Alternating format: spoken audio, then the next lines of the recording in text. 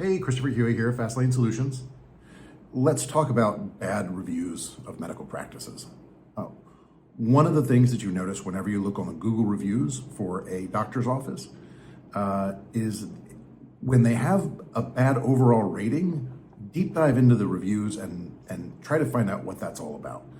And I can guarantee you, dollars to donuts, that 9 times out of 10, the overall bad score is not because of bad ratings related to the practice of medicine.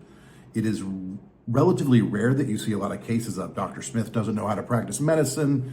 She couldn't fix a single problem that I came to her with. It's not that kind of thing that brings down the Google reviews for medical practices.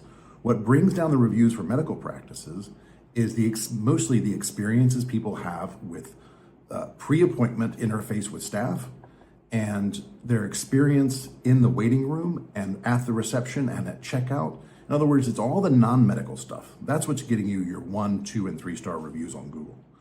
So how can you fix that?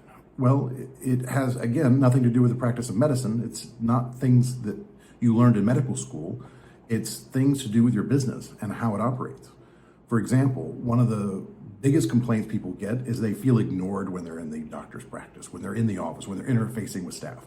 Well, why is that? Well, because your staff is so preoccupied with problems like getting their prior authorizations done, chasing down claims, dealing with denials and rejections, dealing with no-shows, dealing with last-minute canceled appointments.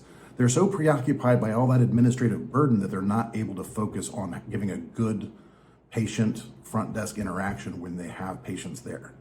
So how can you fix that? Well, there are a lot of ways. First of all, if you're a medical practice with under 15 to 20 providers in your office, you have no reason to be doing billing in-house. It is the math just simply doesn't work.